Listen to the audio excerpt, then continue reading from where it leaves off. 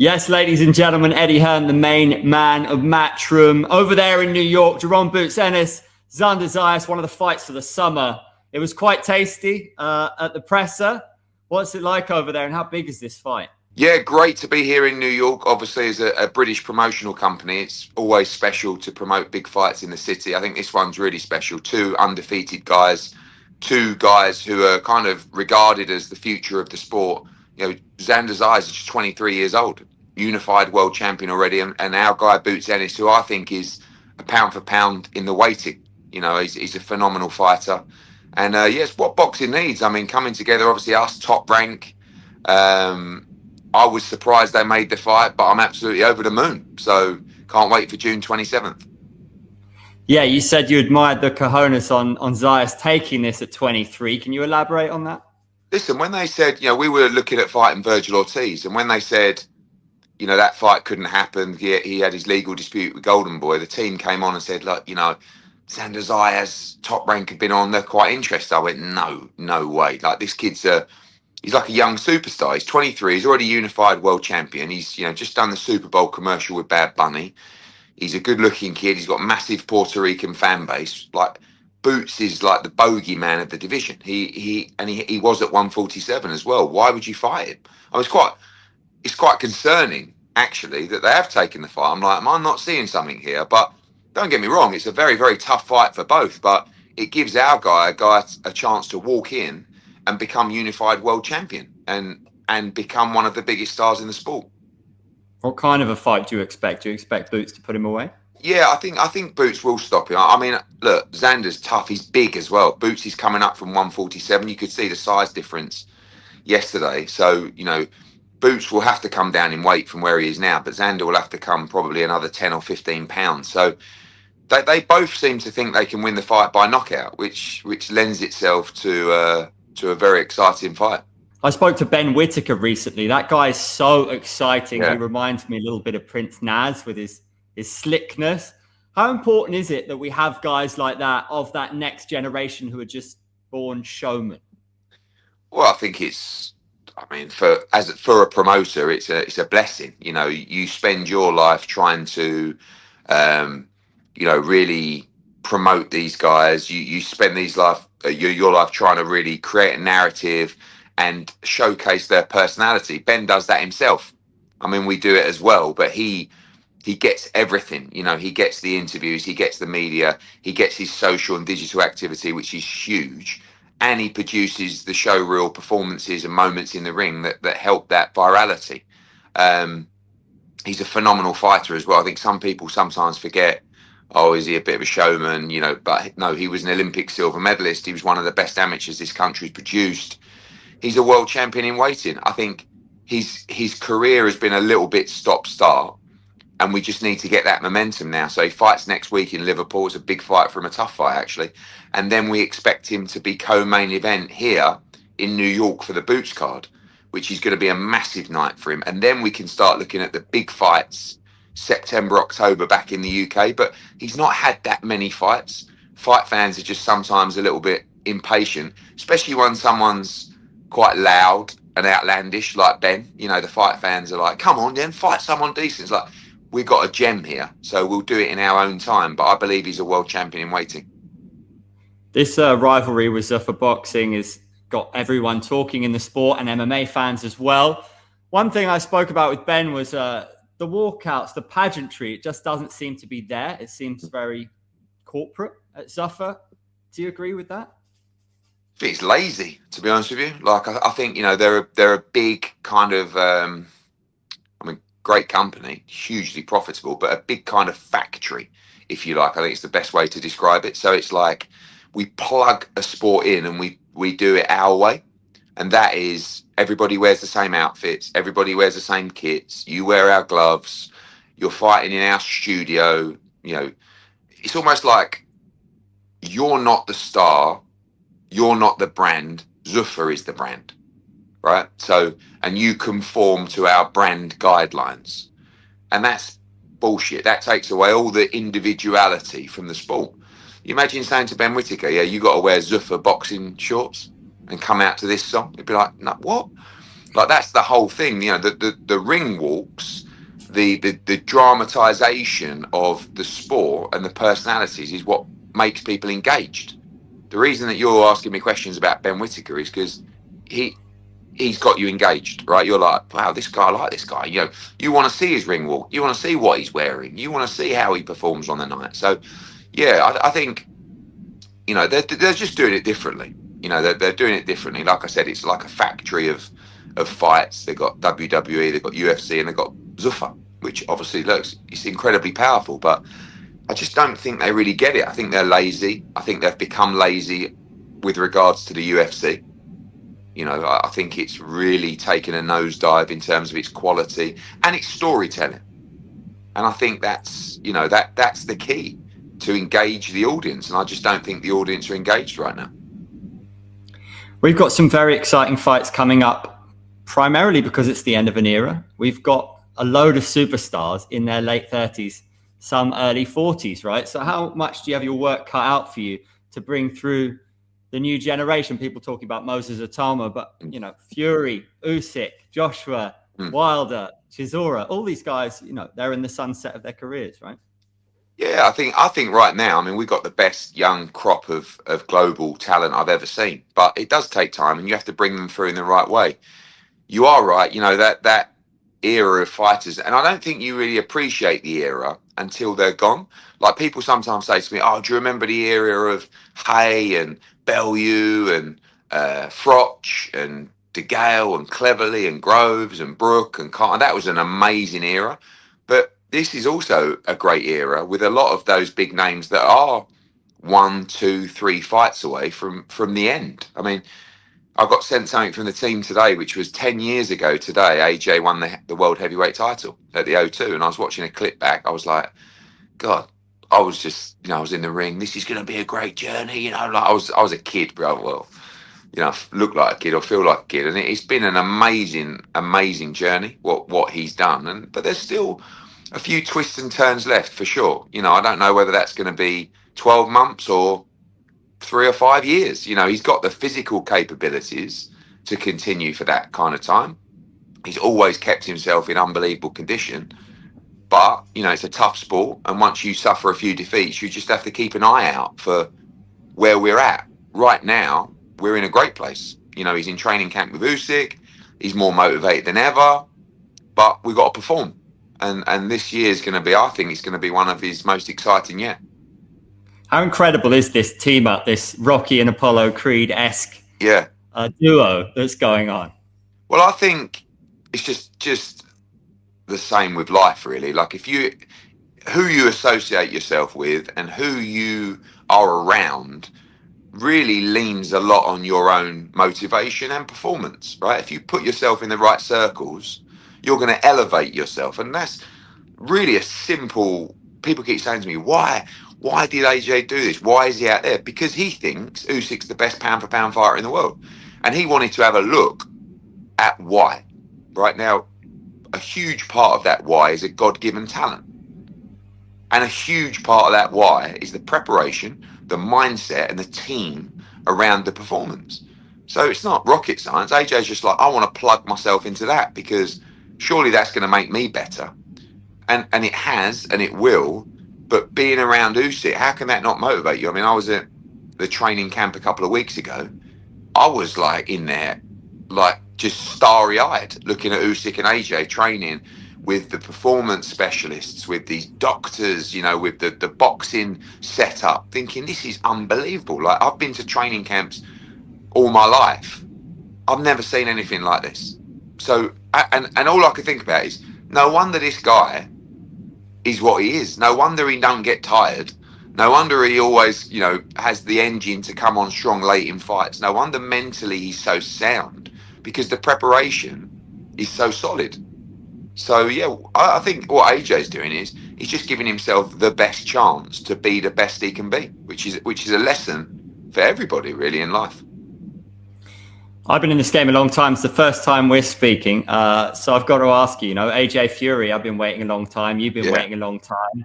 I know things have to fall into a place. Namely, there's about this weekend, right? It's got to go a certain way. But out of 100, is it happening? And do you feel you've got to make it happen before it's all said and done? Yeah, I think so. I mean, look, the Wilder fight, which has actually probably resurfaced a little bit following the Chisora win, we signed for that fight. Like, we were getting in the ring 45 minutes. We were 45 minutes away from announcing that fight, and Wilder lost to Joseph Parker. So, we've never been in a position where I've truly felt the Fury fight would happen. We signed for it once, but he had his kind of arbitration with Deontay Wilder about the rematch. I think now, neither guy has a belt at the moment. And that was a big problem at the time, splits and everything. We've got to see how Fury looks this weekend. But, for us, it's a natural fight. I said yesterday to the media out here, I don't think it went down very well with Deontay Wilder, but our plan is supposed to be a run out in July and then fight Tyson Fury. And I said we'd have our warm-up fight against Deontay Wilder. And the American jet, well, yeah, you saying Wilder's a warm-up fight? Not a warm-up fight, but we'll go that route. Like, that would be pretty special, wouldn't it? And I think I'm very confident we beat Deontay Wilder. I'm confident we beat Tyson Fury, but I think it's a tougher fight. So what a year that would be, if we could go and beat both of those two, and then what else is there to do? Maybe try and become a 3-time world champion, but so I'm confident the Fury fight happens. I am, but let's see how he looks this weekend. Yeah, 100%. And Usyk said he's got 3 left in him. Who would you like those 3 to be? Well, I don't know if that does. Well, that I think he should fight. I think he should fight Kabiel. And I actually think Kabiel's kind of become a little bit of a bogeyman. And don't get me wrong, he's a good fighter, but I don't think he's a bogeyman. I think that Usyk will beat him with ease. He's got a. It's not a tricky style. He's just got a good engine. He's got a good chin. He's not a massive puncher, but he's very sound, right? But I don't see anybody beating Usyk, to be honest with you. Like right now, I mean, Moses, I think is a tough challenge, but I think it's too early for Moses Atalma. But he's a phenomenal talent. Just like sometimes Crawford's a bit like this. Canelo's like this in his prime. Like these guys are so mentally assured of themselves. When you have a conversation with them, you just can't see them being beat. Like they believe in themselves so much that I just can't see any of that crop beating Usyk right now. So I would like him. Obviously, he's got the Rico fight coming up in Egypt. I would like him to fight Kabiel.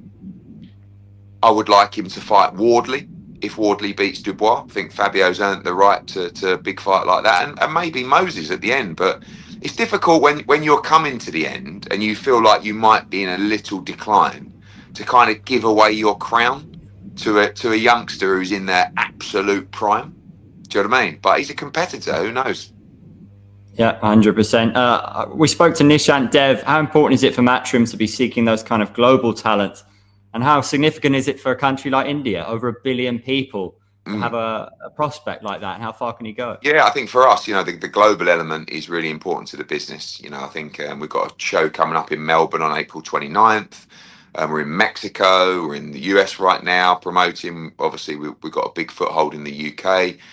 And India is a huge market. It's not one that is overly developed in a boxing sense. They've got quite a big presence on the amateur circuit, but I just feel like if you can get it right there, you've got a chance to do something really special. And I think Nishant Dev is the first guy they've had who has the ability, the fundamentals, and the team to challenge for world titles. And that hasn't been done before in Indian boxing. I think that could change everything.